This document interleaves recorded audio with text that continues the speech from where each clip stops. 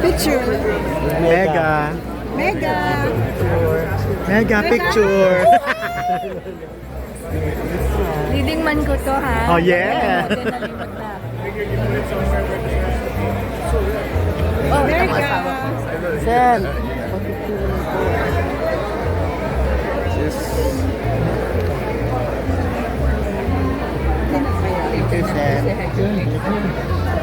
Ay! How are you? Miss kita. Ikaw din. Si Salve Mega. Ito, sabi ko. Oh my gosh, hello. Hello, si... Tanda na. Mag-59 na. Hi! Oh, Senator. Ay, mega. Let's go, Salve.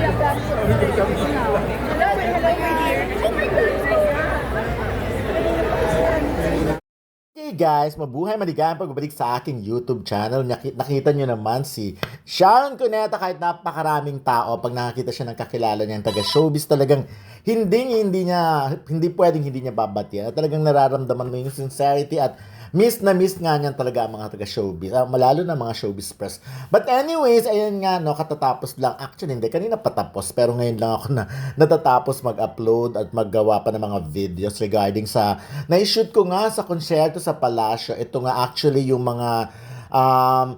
of course, parang ano to ng mga dahil nga 50th anniversary ng Metro Manila Film Festival ay may event nga ito. At of course, suporta ng Malacanang ito ng President Bongbong Marcos and First Lady Lisa Marcos sa mga taga-showbiz. At syempre, naimbita ang mga 10 pelikula na kasali sa Metro Manila Film Festival. Actually, si megastar, si Sharon talaga, personal naman siyang inimbita. At let's face it, close naman talaga si Sharon din sa mga Marcos even before. Nagkataon lang talaga sa politics pag eleksyon nag-iiba-iba. But anyways, ayun naman, ngayon tapos ng eleksyon at syempre sabi nga ni Sharon, suportahan ang mga dapat suportahan. But anyways, ayan nga, so eto medyo pasimula pa lang ito.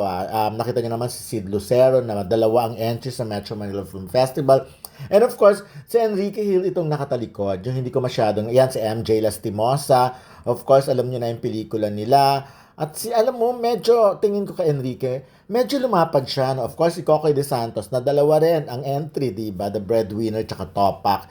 And, ayun na, si Sid Lucero, of course.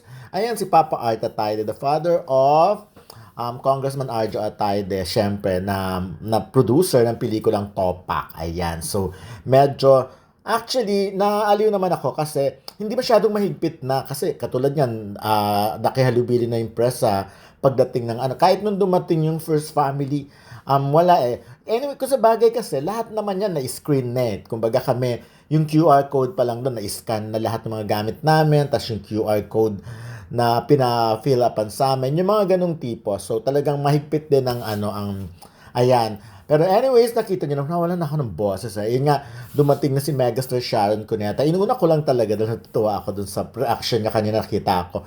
Of course, si Chanda Romero, si Mr. Carlo Katigbak ng ABS-CBN, si Rosel Monteverde, ayan, paikot-ikot si MJ Lastimosa. Kasi ito naman talaga, magsishoot ka lang naman ng baka sakali. Of course, dumating na si Vice Ganda. Chika na sila ni First Lady Lisa Marcos. Ayan, alam naman natin si Vice Ganda ay nung election, of course, nag-campaign din kay Vice President Leni Robredo.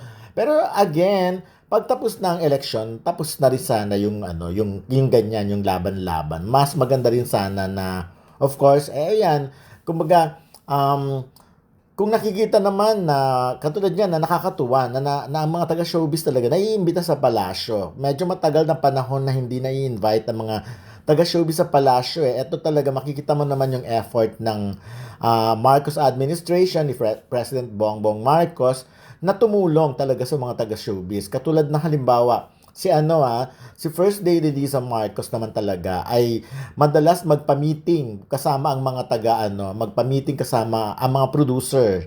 So, ayun, pinag-uusapan nila kung alin pa ba ang mga dapat at hindi dapat. Of course, ay yung mga dapat gawin para mas ma-enhance pa, matulungan pang mabuhay, bumangon ang Philippine showbiz. So, ayan, Vice Ganda, of course, former Senator Francis Kiko Pangilinan, Attorney Georgie Alonso, At ito natuwa naman ako nang magkita na si First Lady, medyo yan, sandali, Hilda Coronel kasi nakita ko si Tirso Cruz, si Hilda, tagal na sa Amerika. Ayan, First Lady Lisa Marcos and Vice Ganda, chika-chika na sila. No?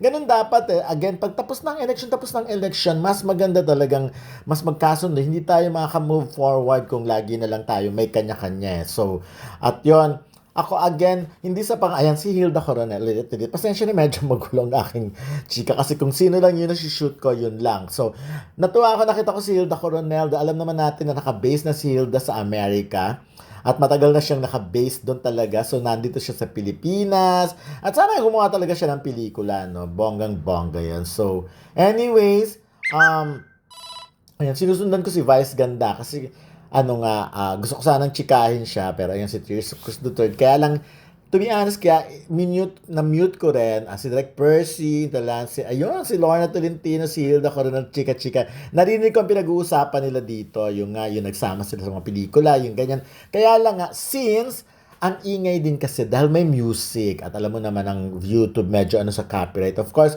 si Congressman Sandro Marcos ay nandiyan. Ayun nakita naman natin, nagharap si former Senator Kiko, si Sharon Cuneta, and of course, si President. Ayan, nakita naman natin yung mga hindi natin ina-expect na maghaharap-harap. Naghaharap-harap, kaya nakakatuwa yung mga ganyan. So, kasi naniniwala ako na mas kung magtutulong-tulong tayo at magsasama-sama talaga, mas uunlad.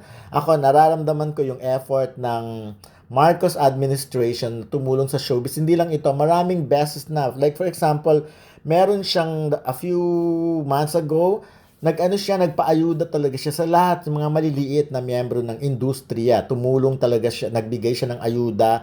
Siguro, hindi lang ako nakapunta, pero yung mga ganong effort nararamdaman. So I think, respeto talaga. You should magbigay ng respeto. Of course, nanalo siya. Kaya kahit ano pang sabihin, kasi nababasa ko pa rin kasi yung gusto yung iba talagang divided tayo. Yung magkakahiwalay talaga. Kailangan pag dito ka lang. Pag dyan ka. Hindi kayo pwedeng parang magkasundo.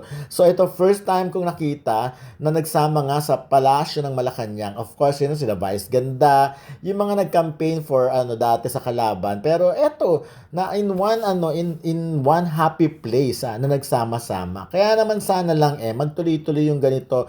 Wala namang walang hindi masusolve sa pagtutulungan. Magiging maganda. Ayan si Christopher De Leon, of course, si Sharon Cuneta, sabi si Hilda. Miss Sylvia Sanchez.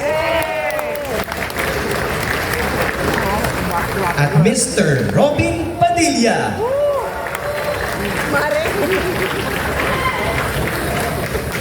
Mahigit 100 taon ng pelikulang Pilipino